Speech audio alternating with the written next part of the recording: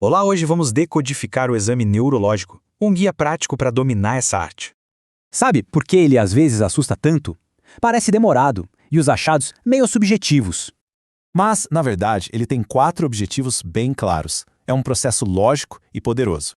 Então nosso roteiro vai ser este. Vamos passar por cada etapa, do começo ao fim. Primeiro, um tour pelos 12 nervos cranianos. Pense neles como um teste da função do tronco encefálico.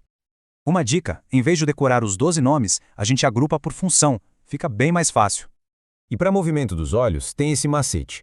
Oblíquo superior é o 4, reto lateral é o 6 e o resto é o 3. No nervo facial, o ponto crucial é saber diferenciar uma lesão central de uma periférica. Certo. Agora vamos para os sistemas motor e sensorial do corpo. Dermátomo é basicamente o mapa do corpo, essencial para a gente localizar a lesão na medula. Uma das vias é o trato espinotalâmico. Ele leva a sensações de dor e temperatura. Já as colunas dorsais cuidam da posição e da vibração, cruzando lá no tronco encefálico. Essa diferença nos achados motores é justamente o que nos ajuda a localizar a lesão. Agora, os reflexos. Eles testam todo o circuito, do nervo sensorial direto para o músculo. Para graduar, a gente usa uma escala simples de 0 a 4, sendo que 2 cruzes é o normal. E muita atenção ao final de Babinski. Ele é um indicador clássico de lesão do neurônio motor superior. Por fim, a gente junta tudo, coordenação, marcha e a síntese de todo o exame. Para avaliar a função cerebelar, usamos testes simples como o dedo, nariz e o calcanhar-joelho. Só de observar a pessoa andando, a marcha já revela muita coisa sobre o sistema nervoso. É isso, a imagem mostra a estrutura, a anatomia, mas é o exame que mostra a função. Então, fica a reflexão. Mesmo com tanta tecnologia, qual o valor insubstituível do exame físico hoje? Olá! Já pararam para pensar como é que os médicos conseguem desvendar os mistérios do nosso sistema nervoso usando muitas vezes ferramentas bem simples? Pois é, hoje a gente vai mergulhar em uma das habilidades mais fascinantes da medicina, o exame neurológico. Preparem-se, porque vamos descobrir juntos como ele pode ser até mais revelador do que muitos exames de altíssima tecnologia.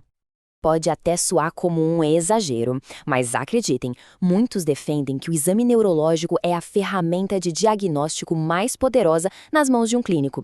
Não é só um procedimento, sabe? É uma verdadeira investigação lógica que permite mapear todo o sistema nervoso em tempo real. E o mais incrível, a gente usa basicamente nossas mãos, nossos olhos e algumas ferramentas bem simples. Mas aí é que entra o paradoxo.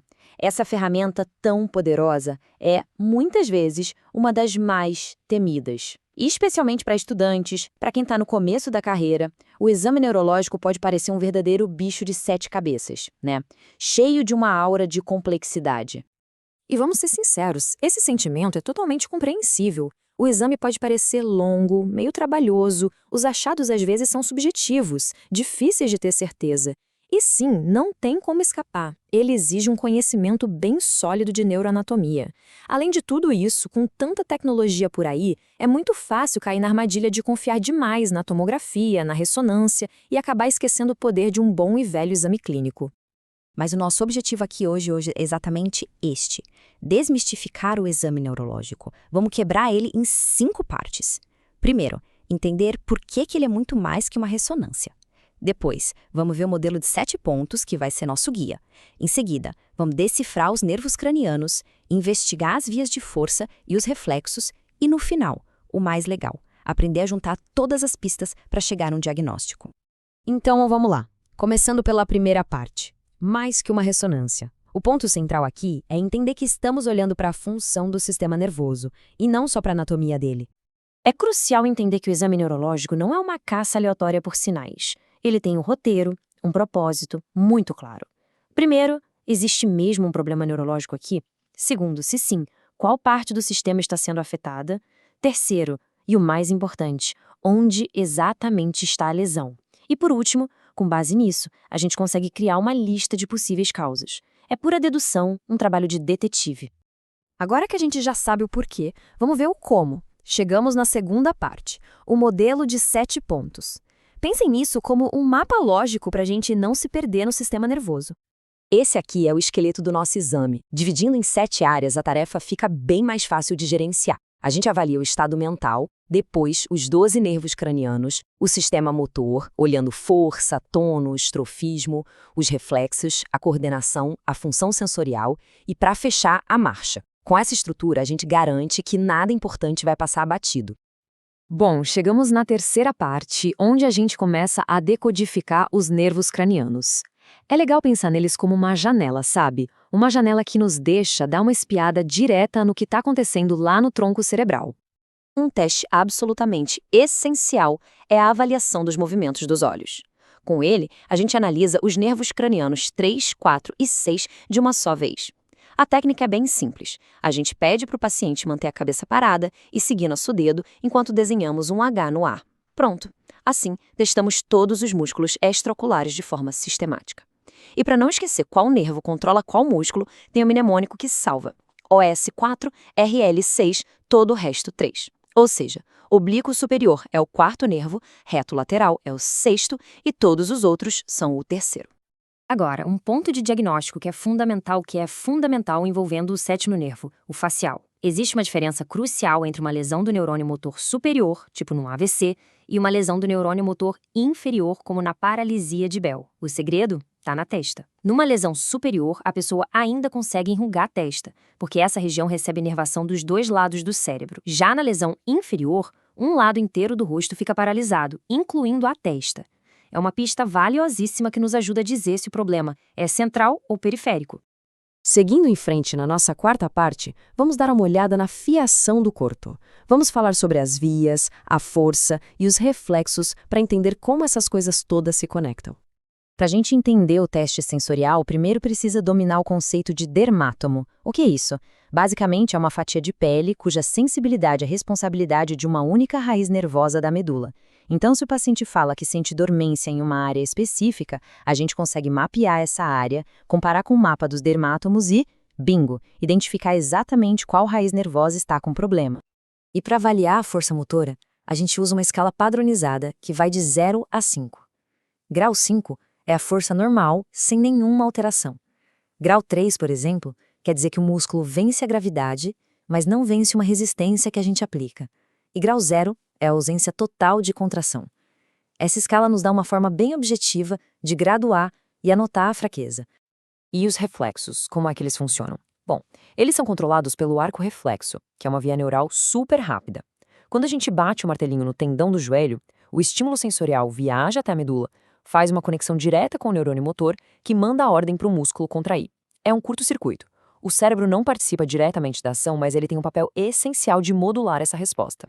E aqui está o pulo do gato. O cérebro, através do neurônio motor superior, funciona como um freio para os reflexos, mantendo eles sob controle. Se tem uma lesão nesse freio, ou seja, uma lesão do neurônio motor superior, o que acontece? Os reflexos ficam exagerados, soltos, é a hiperreflexia. Agora, se o problema é no próprio circuito do reflexo, lá embaixo, numa lesão de neurônio motor inferior, o reflexo fica fraco ou até desaparece. É o que a gente chama de hiporreflexia. E agora, chegamos na parte final e talvez a mais empolgante, juntando as pistas. É aqui que a mágica acontece, sabe? A gente pega todas essas observações soltas e transforma num diagnóstico coerente. A interpretação dos achados segue um roteiro de perguntas lógicas. Primeiro, tem fraqueza? Se tem, qual o padrão dela? É de neurônio motor superior com rigidez e reflexos exaltados? Ou a inferior, com flacidez e reflexos diminuídos? E a sensibilidade? A perda sensorial bate com o mapa de um dermátomo ou de um nervo periférico? Cada resposta a essas perguntas é como uma peça do quebra-cabeça que nos leva mais perto da localização exata do problema. Para a gente ver o poder do exame neurológico em ação, vamos analisar um exemplo clínico clássico, uma lesão que afeta só metade da medula espinhal. Vamos dar uma olhada na síndrome de Brown-Séquard. Imagine uma lesão que atinge a metade direita da medula lá na altura de T10. Os achados são fascinantes. A pessoa vai ter fraqueza e perda da sensibilidade de vibração na perna direita, do mesmo lado da lesão, mas a perda de sensibilidade à dor e à temperatura acontece na perna esquerda, do lado oposto. Como assim? Acontece que as vias nervosas que levam à dor e à temperatura cruzam para o outro lado assim que entram na medula. É simplesmente incrível como achados que parecem totalmente desconexos, de repente apontam para uma única lesão super precisa. E é isso que nos leva à nossa grande conclusão. A neuroimagem, a ressonância, a tomografia, elas nos dão uma avaliação da anatomia, uma foto estática do cérebro. Mas é o exame neurológico que nos conta a história. Ele revela como o sistema nervoso está funcionando ou não funcionando em tempo real. Então a reflexão final é: que história seremos capazes de desvendar com essa ferramenta tão poderosa em mãos?